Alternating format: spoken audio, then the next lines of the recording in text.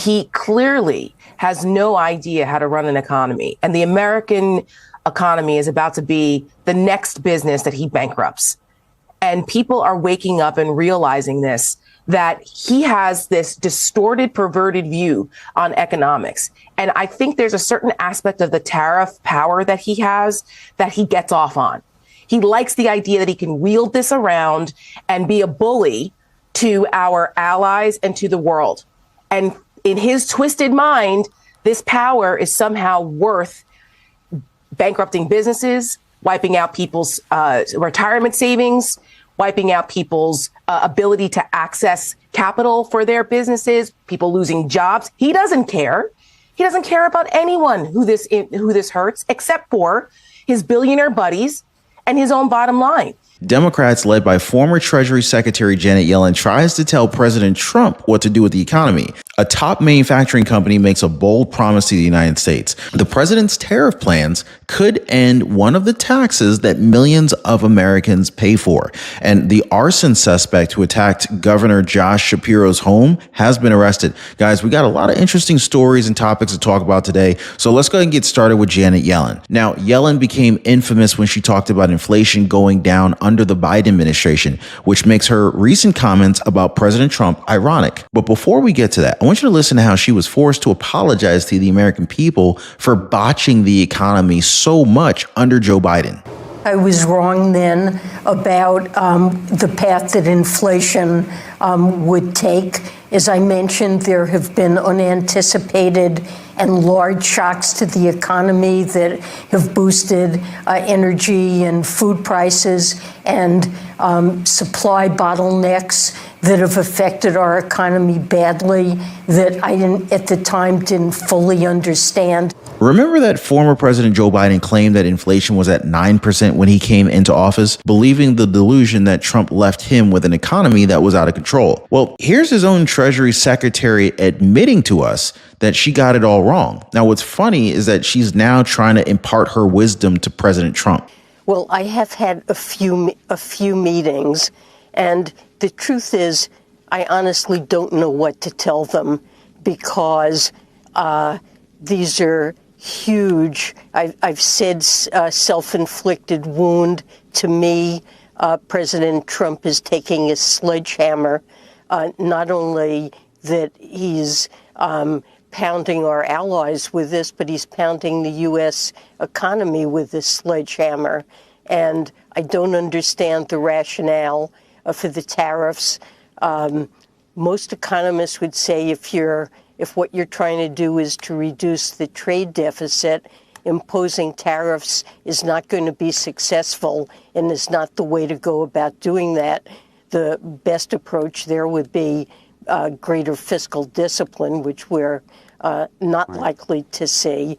And perhaps it's to bring back American manufacturing. But I really think that's a pipe dream and not something that is likely to be accomplished. And we could even raise questions about whether or not, in a broad-based way, that's a desirable goal. And it's really hard to predict where this is going.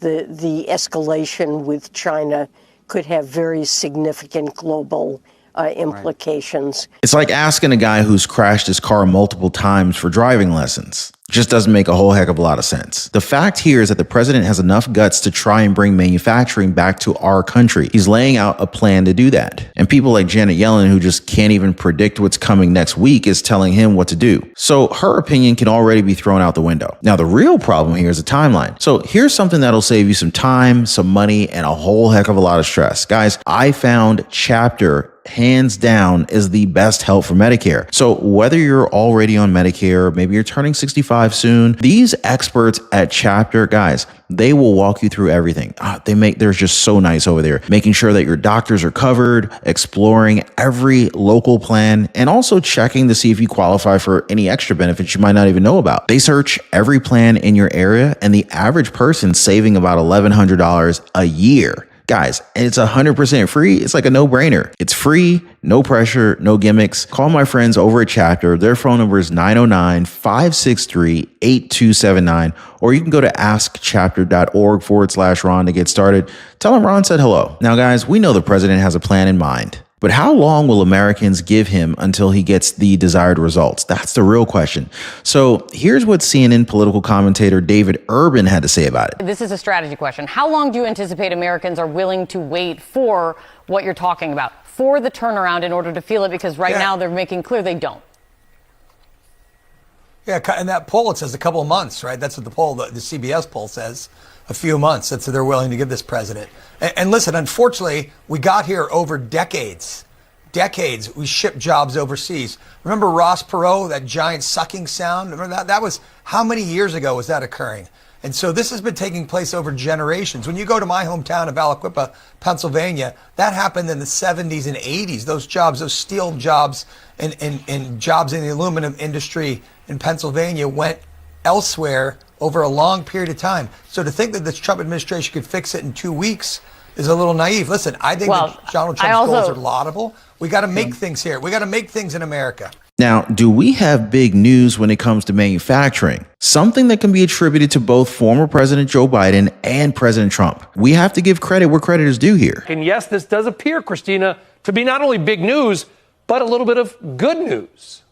Yeah. Oh, no doubt. And the president is celebrating that. But as the White House's semiconductor tariff investigation gets underway and they determine what they're going to charge chip companies, NVIDIA announced plans today to establish over 1 million square feet of manufacturing space in the United States. There's that feel-good story. The tech giant is going to produce Blackwell chips in Arizona and build AI supercomputers in Texas through partnerships with Foxconn and Wistron. With these facilities, it's expected to be operational within about 12 to 15 months. And this move is really part of NVIDIA's previously announced $500 billion AI infrastructure investment over 4 years. Though when first revealed, it was last month, if I recall, the details were limited. It's still not entirely clear, Brian, how much AI manufacturing will actually relocate to American soil, given that the semiconductor supply chain remains predominantly centered in Asia and is incredibly complex, which was in that NVIDIA blog post today. The Trump administration, though, views this development as validation of its tariff strategy. President Trump shared the news on Truth Social and stated, also from the Oval Office this morning, the higher the tariff, the faster they come, pretty much referring to manufacturers establishing domestic operations, or promising to do so. TSMC is making similar commitments with its pledge of an additional $100 billion investment, while Apple is committed $500 billion over the next 4 years. These actions may establish a new precedent for how technology companies respond to current trade pressures. We have to understand that this will all take time, but it is good news to see some companies who are willing to play ball here. So there's also some good news when it comes to these tariffs. President Trump recently confirmed that there's a chance that income taxes could soon be a thing of the past. Watch. Income tax? You know, you're the only one that's asked me that. Oh, I deal with all these big financial geniuses. Nobody ever. There is a chance that the money from tariffs could be so great that it would replace. You know, in the old days, about 1870 to 1913, the tariffs were the only form of money. And that's when our nation was relatively the richest. We were the richest. So President Trump has repeatedly addressed this possibility. And if he achieves it, I'm not sure how Democrats are going to be able to criticize him for it. Although I'm pretty sure they'll figure out some way to make it seem like it's some sort of a bad thing. But removing income taxes would ensure that we have more money in our pockets, more money in our bank accounts. And if he can bring back jobs and manufacturing at the same time, I mean, this is going to be tough for the next president to try and top that. But of course, this all remains to be seen and are mostly hypothetical. And hey, guys, I keep getting messages from you guys, comments saying, hey, Ron, I keep missing your videos. I keep missing the breaking news. Can you please make sure I get notified? So I've taken care of you guys. All you got to do is hit the link in the description down below this video or in the pinned comment and join the breaking news newsletter. That's it. Totally free. Now, moving on, guys. Governor Josh Shapiro's home was recently set on fire by some arsonist, one that's been denied bail, by the way. Now, it's important to note that Josh Shapiro and his family were inside the house at the time when this guy, Cody Balmer, tried to burn it down, but thankfully, everyone made it out alive and safely. State authorities say 38-year-old Cody Balmer is currently hospitalized for a medical event not connected to Sunday's incident. Police say Bomber planned to beat Governor Shapiro with a hammer if he found him. Bomber is accused of scaling a fence on the premises early Sunday morning, breaking into the home with that same hammer and setting fire to parts of the mansion. He faces multiple charges, including attempted murder, arson, and terrorism. Governor Shapiro talked about having to get out of the house.